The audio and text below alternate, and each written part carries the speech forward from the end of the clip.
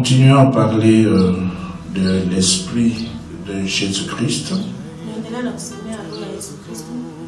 et en insistant sur un autre aspect.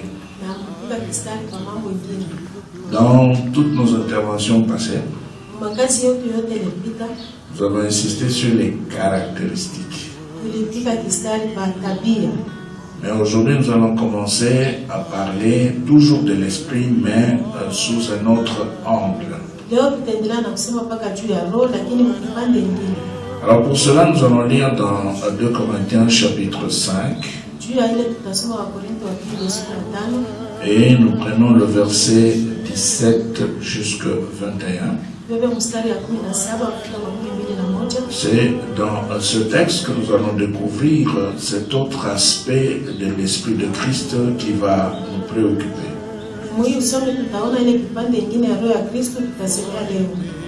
Paul dit ceci en s'adressant aux Corinthiens.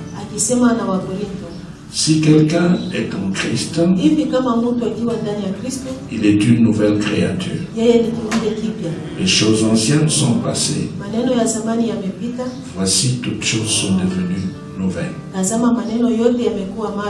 Donc si toi tu es en Jésus-Christ, c'est que pour Dieu tu es devenu une nouvelle créature.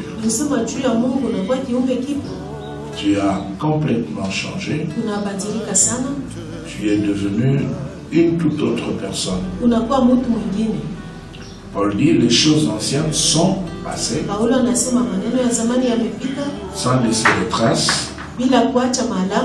Et voici toutes choses sont devenues nouvelles. C'est qu'on est là dans une nouveauté de vie. Il continue. Il dit ceci, verset 18. Et tout cela vient de Dieu qui nous a réconciliés avec lui par Christ. Et qui nous a donné le ministère de la réconciliation. Donc, si quelqu'un passe de l'ancienne nature à la nouvelle, cette personne doit d'abord reconnaître le fait que cela vient de la part de Dieu. Ce ne vient pas de sa force ou de son pouvoir, mais de Dieu. C'est Dieu qui nous a réconciliés avec lui-même par Jésus-Christ. Et après la réconciliation, Dieu nous a donné un ministère à chacun. Donc c'est un travail que nous devons tous faire, parce qu'il nous a donné le ministère de la réconciliation. Non seulement nous nous sommes réconciliés avec lui, mais pour lui nous devons aussi nous dépenser pour que les autres puissent se réconcilier avec lui par Christ. Et Paul va expliquer sa pensée au verset 19. Il va dire ceci: car Dieu était en Christ, réconciliant le monde avec lui-même, en n'imputant point aux hommes leurs offenses, et il a mis en nous la parole de la réconciliation. Donc, si Dieu a pu faire tout ce travail, c'est pas pour que nous puissions rester bras croisés dans l'assemblée, priant toujours pour nous-mêmes, mais pour les besoins de la vie terrestre. Priant pour être en bonne santé, pour avoir l'argent, pour que sur cette terre nous puissions mener une vie aisée. Mais pour Dieu, au travers de son esprit qui parlait par la bouche de l'apôtre Paul, nous avons reçu la parole de la réconciliation. Et nous devons donc aider les gens à pouvoir se réconcilier avec Dieu. Alors il va enfoncer le clou au verset 20. Il dit, nous faisons donc les fonctions d'ambassadeurs pour Christ, comme si Dieu exhortait par nous. Nous vous en supplions au nom de Christ, soyez réconciliés avec Dieu. Voilà. C'est à ce niveau nous allons parler d'une autre caractéristique de l'Esprit de Christ. Être ambassadeur pour Christ. Et c'est ce que Paul dit là. Nous allons relire le verset 20. Nous faisons donc les fonctions d'ambassadeur pour Christ, comme si Dieu exhortait par nous. Nous vous en supplions au nom de Christ, soyez réconciliés avec Dieu. Donc, c'est le travail que nous avons. Si réellement nous avons l'Esprit de Christ, nous avons la parole de la réconciliation, et nous devons travailler pour que plusieurs puissent se réconcilier avec Dieu par Jésus-Christ. Et tout de suite là, on voit l'évangélisation. En d'autres termes, si toi tu as l'Esprit de Christ, donc tu dois te verser dans l'évangélisation. Parce que Dieu t'a donné non seulement le ministère de réconciliation, mais il a aussi donné la parole de la réconciliation. Alors maintenant, si on ne fait rien, on est là bras croisés, eh bien, ça veut simplement dire qu'on n'avait pas reçu l'Esprit de Christ. Et on est dans un autre esprit. Au verset 21, Paul dit, celui qui n'a point connu le péché, il l'a fait devenir péché pour nous, afin que nous devenions en lui justice de Dieu. Ouais, Dieu a fait tout cela pour laisser son esprit en nous, nous donner le ministère de la réconciliation avec la parole de la réconciliation, pour que nous puissions faire le travail de réconciliation sur la terre. Voilà pourquoi nous posons la question suivante. Qu'est-ce que le monde voit en toi? C'est-à-dire quand dans l'environnement on te regarde, qu'est-ce qu'on voit? Parce que quand Jésus s'était présenté devant Jean-Baptiste, Jean a vu Jésus venir. Il a regardé. Il avait affaire à un homme qui venait devant lui. Ce n'était pas une bête qui se déplaçait devant lui. C'était un homme. Mais en regardant Jésus qui venait, Jean a dit, voici l'agneau de Dieu qui ôte le péché. C'est que quand il regardait l'homme Jésus, il voyait autre chose. Il voyait sa nature. Il voyait son travail. Il voyait les sacrifices. Il voyait le plan de Dieu. Mais toi, quand on te regarde, quand les gens te regardent, qu'est-ce qu'ils voient en toi? Est-ce qu'ils peuvent dire qu'ils sont devant un ambassadeur de Christ? Ou quelqu'un qui est dans l'église parce qu'il veut quitter la pauvreté? Ou quelqu'un qui est dans l'église parce qu'il était malade, il est venu rechercher la guérison? Ou quelqu'un qui est venu dans l'église simplement parce qu'il était en train de fuir les sorciers? Qu'est-ce que le monde voit en te regardant?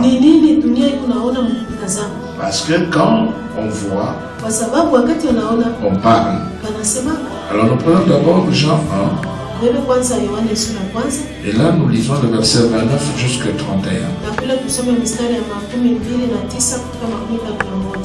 Ici, c'est Jean-Baptiste qui voit la personne de Christ. Au verset 29. Le lendemain, il vit Jésus venant à lui. Voilà, il voit Jésus qui vient. C'est l'homme Jésus qu'il voit. Mais écoutez ce qu'il dit. Et il dit, voici l'agneau de Dieu qui ôte le péché du monde. Mais il était devant un homme. Mais comment est-ce qu'il pouvait encore parler de l'agneau? Ce qu'il voyait cela. Il a dit ce qu'il voyait. Et c'est pourquoi nous posons la question aux gens. Aujourd'hui, quand on te regarde, dans ton environnement, qu'est-ce qu'on voit? Parce que Jean voyait le fait que Jésus était un agneau. Mais toi, quand on te regarde, qu'est-ce qu'on voit? Est-ce qu'on ne voit pas le monde? Est-ce qu'on ne voit pas Satan? Est-ce qu'on ne voit pas le paganisme incarné? Aujourd'hui, quand nous regardons les sœurs, dans nos églises, elles sont maquillées comme les inconvertis. Même les chanteuses, en haut talon avec de rouge à lèvres et mascara sur les yeux. Maintenant, quand vous regardez de telles sœurs, habillées comme des danseuses des orchestres mondains, maintenant, quand on le regarde, qu'est-ce qu'on voit? Des personnes qui travaillent dans l'ambassade pour Christ. Ou bien nous voyons le monde. C'est le monde que l'on voit. Parce que les prostituées sur la rue se maquillent et portent de hautes talons. Les prostituées sur la rue dandinent avec des mascaras. Elles portent de mini-jupes, de mini-robes, de vêtements collés. Tout simplement parce qu'elles sont en train de faire leur boulot dans le monde. Elles sont en train de porter des vêtements comme des brassières pour pouvoir séduire. Mais maintenant, nous allons trouver cela aussi dans les églises. De sœurs qui entrent dans les églises en chaussettes. Nous voyons là le monde. Quelqu'un avait dit qu'il était en train de rechercher l'église dans le monde. Et il a trouvé le monde dans l'église. C'est ce qui se passe aujourd'hui. Et c'est pourquoi nous revenons sur la question. Que voit-on quand on te regarde? Mon frère, toi tu es toujours en taille basse. Pourquoi? Pourquoi tu fais cela dans l'église?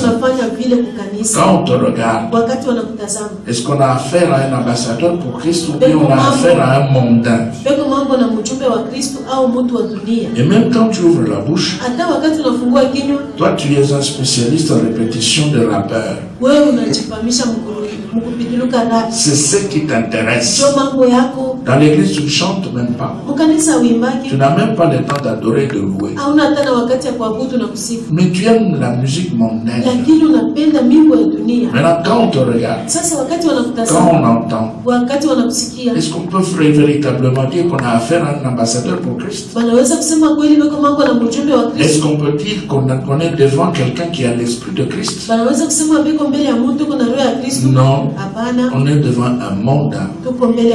Quelqu'un qui continue à se paganiser davantage.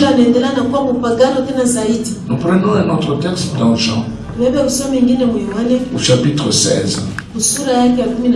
Et nous allons voir ce que Jésus lui-même avait dit concernant le Saint-Esprit.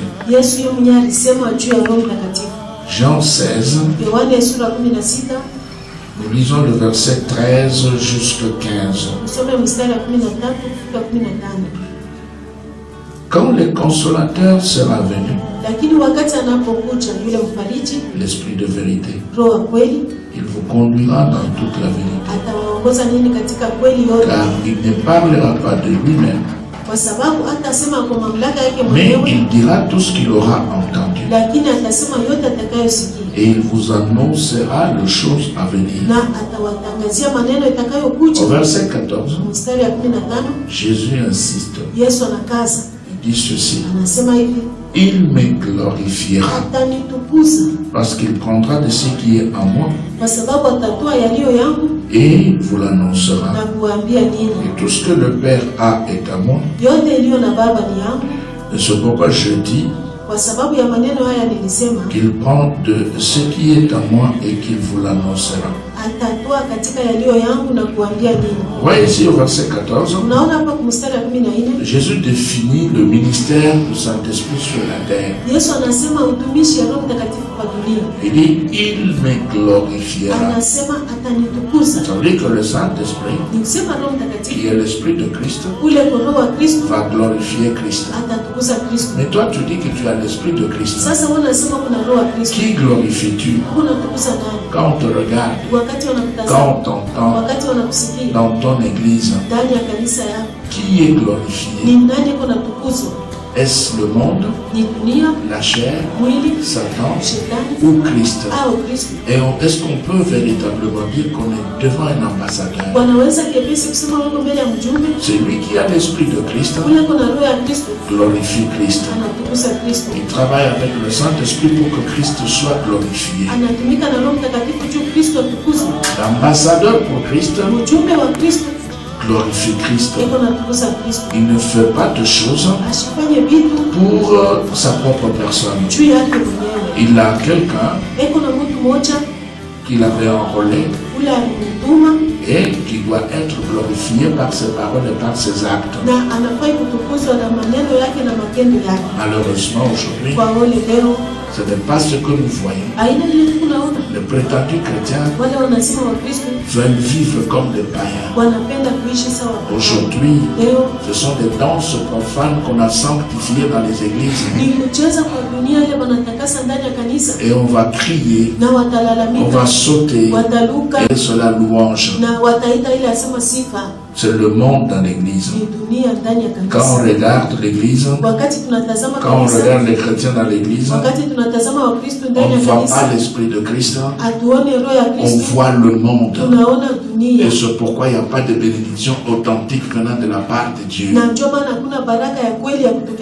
Aujourd'hui, nous avons des gens qui s'endettent et qui viennent glorifier Dieu dans les églises. Des gens qui passent devant les magasins et qui laissent leur nom dans des cahiers de lettres et qui prennent des costumes. Et quand ils entrent dans l'église, ils témoignent et ils présentent cela comme étant la bénédiction de Dieu. Si nous prenons dans Actes des Apôtres,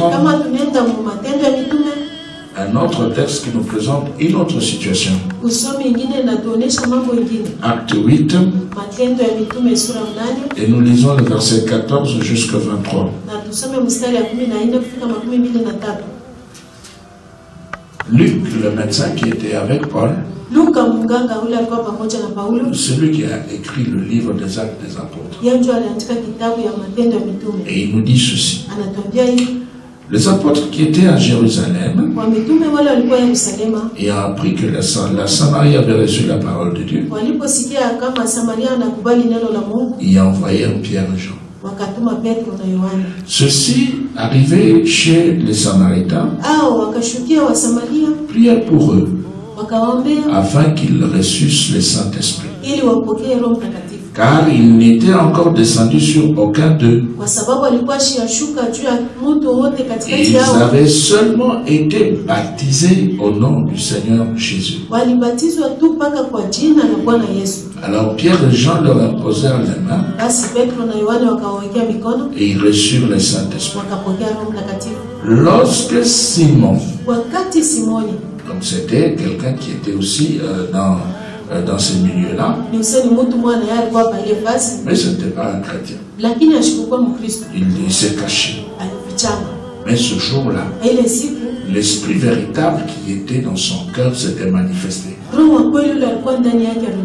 Avant l'arrivée des apôtres, on pensait, quand on le voyait, qu'on avait affaire à un chrétien. Et je pense même qu'il était compté parmi les fidèles. Mais maintenant, quand les apôtres arrivent, qu'est-ce qu'on voit? Au verset 18. Lorsque Simon vit que le Saint-Esprit était donné par l'imposition de main des apôtres, il leur offrit de l'argent. Qu'est-ce qu'il va dire? En disant, accordez-moi aussi ce pouvoir, afin que celui à qui j'imposerai la main reçoive le Saint-Esprit. Au verset 20, mais Pierre lui dit, que ton argent périsse avec toi, puisque tu as cru que le don de Dieu s'acquérait à prix d'argent. Il n'y a point pour toi ni part ni lot dans cette affaire, car ton cœur n'est pas droit devant Dieu. Au verset 22, réponds-toi donc de ta méchanceté et prie le Seigneur pour que la pensée de ton cœur te soit pardonnée s'il est possible. Car je vois. Voilà, Pierre parle. Pierre se dit, à partir des paroles et de la demande de Simon, il voit, il se rend compte du fait que cet homme qui avait proposé de l'argent était dans un fiel amer et dans le lien de l'iniquité. Vous voyez, par ces paroles, l'esprit véritable qui était caché dans son cœur s'était manifesté. Et cet homme ne pouvait pas dire qu'il était aussi ambassadeur pour Christ dans cette église. Et il ne pouvait même pas dire qu'il avait l'esprit de Christ. Non, il avait un autre esprit. Et cet autre esprit s'est caché dans son cœur. Et quand les apôtres sont arrivés, cet esprit qui s'est caché s'était remué pour se manifester. C'est ce que nous voyons souvent dans l'église. Quand on donne un enseignement spirituel, il y a des gens qui ne sont pas d'accord. Ils n'aiment pas entendre parler de choses spirituelles, des choses qui concernent Dieu et son royaume. Ils aiment toujours des choses qui sont attachées au matériel, à la recherche de l'argent, à ce qu'on appelle communément percée, élévation et bénédiction. Ils n'aiment pas entendre parler de choses célestes, de choses spirituelles. Cette réaction montre que on avait affaire à des gens qui n'avaient pas l'esprit de Christ. Et nous pouvons même dire que c'était des inconvertis de mondains dans l'église. Nous ne voulons pas dire que Dieu ne peut pas enrichir. Dieu le fait pour ses serviteurs. Il le fait pour les équiper, afin qu'ils puissent continuer à servir. Parce que pour avoir cette caméra et ce micro, il fallait de l'argent. Mais l'argent n'avait pas été donné pour le bien de cette vie. Nous n'avions pas cherché la caméra pour le plaisir de la voir, mais c'était pour l'œuvre de Dieu. Dieu peut donner de l'argent, Dieu peut bénir quelqu'un, mais il le fait comme le faisant pour ses ambassadeurs. Il le fait comme le faisant pour des gens qui ont le ministère de la réconciliation, afin que ceux-là qui avaient reçu la parole de la réconciliation, qu'ils s'élèvent, qu'ils puissent commencer à travailler pour réconcilier les gens avec Dieu par Jésus-Christ. Alors nous continuons. Nous allons prendre toujours dans le livre des Actes des Apôtres, le chapitre 11. Et nous prenons là le verset 26. Alors, c'est un verset que nous avions déjà lu autrefois, que nous aimerions relire aujourd'hui, parce que là-dedans, nous avons un élément qui nous intéresse. Et l'ayant trouvé, il l'amena à Antioche. Pendant toute une année, ils se réunirent aux assemblées de l'église et ils enseignèrent beaucoup de personnes. Voilà maintenant ce qui va suivre là, ce qui nous intéresse. Ce fut à Antioche que pour la première fois les disciples furent appelés chrétiens. Voilà pourquoi. Parce que les gens qui avaient observé les chrétiens, ils avaient vu l'esprit de Christ dans les disciples. Alors ils se sont dit, comme ils ont l'esprit de Christ, c'est que ce sont des chrétiens. L'appellation chrétienne ne vient pas du ciel. C'est le résultat de l'observation des hommes sur la terre. Ils ont vu l'esprit de Christ dans les disciples. Ils se sont dit, ce sont des chrétiens. Je repose la question. Que voit-on quand on te regarde? Est-ce qu'on voit le monde, la chair ou Satan? Ou bien on voit Jésus-Christ par son esprit? Ou bien on voit la recherche de l'argent? Que voit-on quand on te regarde? Un malheureux qui est venu rechercher le bien de cette vie? Ou quelqu'un qui a besoin de Jésus-Christ pour les saluts?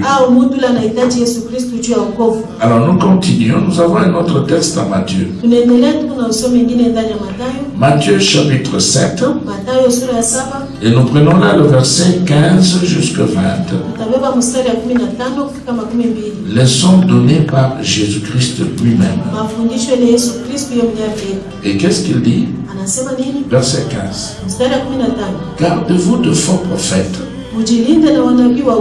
Ils viennent à vous en vêtements de brebis,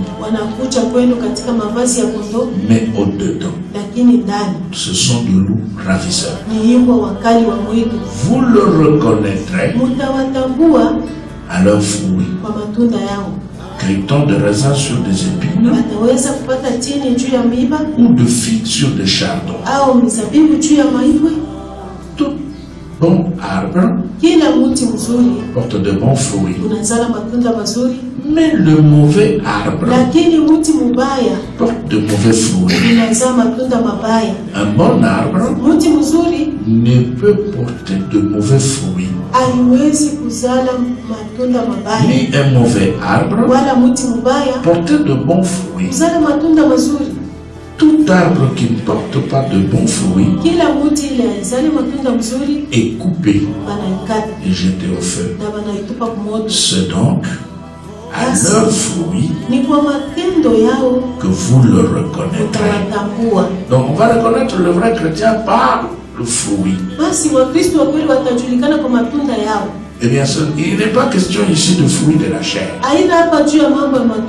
C'est l'esprit de Christ dans le croyant qui produit le fruit. Et quand l'esprit produit le fruit, eh bien, on peut voir ce fruit. Et le fruit indique toujours la nature de l'arbre producteur. Si on a de bons fruits, c'est qu'on a un bel esprit. Et c'est l'esprit de Jésus-Christ. À ce moment-là, on ne pourra que le glorifier. Mais maintenant, si nous parlons de fruits ici, Jésus parle des œuvres de prophètes. Les œuvres des prophètes, ce sont ce fruit. Et ce fruit, je me répète, sortent de l'esprit qui se trouve dans les prophètes. Maintenant, si c'est l'esprit de Christ, eh bien nous aurons des œuvres de Christ. Parce qu'on ne peut pas avoir l'esprit de Christ et produire d'autres types de fruits. Non, on a l'esprit de Christ et on a les œuvres de Christ. Et on ne peut produire que le fruit qui glorifie Christ. Alors l'apôtre Paul, dans Galates 5:22, là il nous montre ce qu'on peut attendre par la production de fruits. Nous attendons la manifestation de ce que l'apôtre Paul a présenté ici comme fruit de l'esprit. Galates chapitre 5, au verset 22, Paul dit: et mais le fruit de l'esprit, c'est l'amour, la joie, la paix, la patience, la bonté, la bénignité, la fidélité, la douceur, la tempérance. Mais quand il commence à parler, il dit le fruit au singulier. Mais il présente plusieurs éléments. Donc c'est un seul fruit possédant plusieurs parties. Il n'est pas question ici de plusieurs fruits. Non, un seul fruit. Maintenant, quelle est la nature véritable de ce fruit? C'est l'image de Jésus-Christ. C'est Christ qu'on reproduit. Un ambassadeur pour Christ qui a l'esprit de Christ va produire le fruit de l'esprit. Et ce fruit de l'esprit, c'est l'image de Jésus-Christ. Il faudra que quand on te regarde, quand on t'entend parler, quand on te voit agir, toi chrétien, toi fils de Dieu, qu'on puisse dire qu'on a affaire ici à Jésus-Christ. Malheureusement, ce n'est pas ce que nous voyons, ce n'est pas ce que nous vivons. Aujourd'hui, même les serviteurs de Dieu, ils sont en train de lutter entre eux. Ils sont en train de s'insulter. Les églises sont en train de lutter entre elles. Pourquoi? Parce que parmi elles, il y en a qui sont dans l'esprit de Christ, qui peuvent être considérés comme l'église de Jésus-Christ. Mais il y a aussi des églises qui n'ont rien à voir avec Jésus-Christ, qui ne sont pas dans l'esprit de Christ. Et c'est pourquoi ces églises ne peuvent pas produire le fruit de l'esprit de Christ. C'est-à-dire faire voir l'image de Jésus-Christ. Même des pasteurs qui se battent et qui vont jusque dans le cours des tribunaux pour des choses de la terre, pour des bâtiments, pour des choses en plastique, pour des parcelles. Les gens se battent, des pasteurs, des serviteurs de Dieu, dans des systèmes d'escroquerie. Pourquoi? Parce qu'on n'a pas l'esprit de Christ, on a l'esprit de ce monde. On veut à tout prix s'enrichir, avoir beaucoup d'argent, avoir des villas, et voyager, envoyer ses enfants étudier en Europe. C'est ce qu'on cherche, avoir la possibilité de commencer à sillonner le monde entier. Et pour cela, on doit tout faire. Et pour tout faire, alors là, il faut laisser tomber l'esprit de Christ. Il faut cesser d'être ambassadeur de Christ. C'est ce que nous voyons aujourd'hui. C'est ce que nous vivons aujourd'hui dans les églises. Et cela montre qu'on n'a pas l'esprit de Christ. Nous continuons. Il y a un autre texte toujours dans Romains. Romains au chapitre 13. Romains 13. Nous prenons le verset 11 jusqu'à 14. Paul dit, cela importe d'autant plus que vous savez en quel temps nous sommes. C'est l'heure de vous réveiller enfin du sommeil. Car maintenant, le salut est plus près de nous que lorsque nous avons cru. La nuit est avancée, le jour approche. Dépouillons-nous donc des œuvres des ténèbres et revêtons les armes de la lumière. Marchons honnêtement comme en plein jour, loin des excès et des livrogneries, de la luxure et de l'impudicité, des querelles et de jalousie. Mais revêtez-vous du Seigneur Jésus-Christ et n'ayez pas soin de la chair pour en satisfaire le convoitise. Voilà le conseil que l'apôtre donne. Se revêtir de Jésus-Christ pour qu'il soit vu. Un ambassadeur véritable porte le drapeau de son pays. Partout il pourra se retrouver. Même sur son véhicule.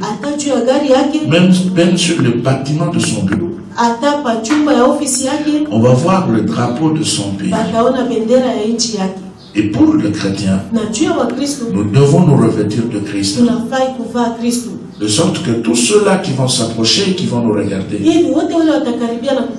et qui prendront le temps de pouvoir nous écouter et qui resteront avec nous, qui puissent se rendre compte du fait qu'ils ont affaire aux chrétiens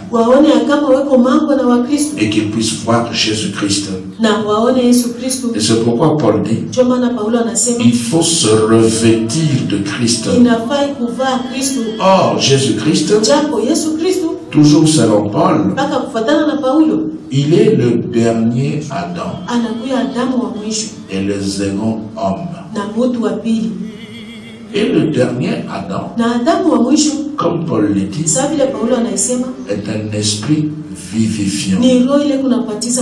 Nous sommes là dans Corinthiens 15, 45 jusqu'à 47.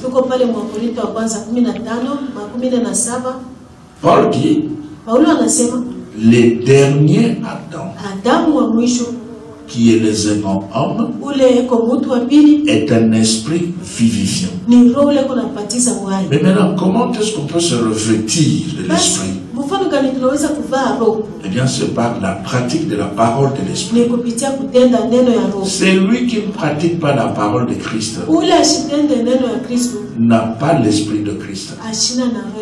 Parce qu'on ne peut pas avoir l'esprit de Christ et faire autre chose et produire d'autres actes et avoir des œuvres qui n'ont rien à voir avec l'esprit que l'on prétend avoir. Donc, pour se revêtir de Christ, il faut absolument pratiquer l'enseignement de Jésus-Christ. Voilà pourquoi, dans Marc 16, Jésus lui-même, quand il enseignait, il a montré, il a donné avec clarté les signes qui allaient faire voir que son esprit était à l'œuvre. Les signes de son image. Marc 16, 15-18. Puis il leur dit, allez par tout le monde et prêchez la bonne nouvelle à toute la création.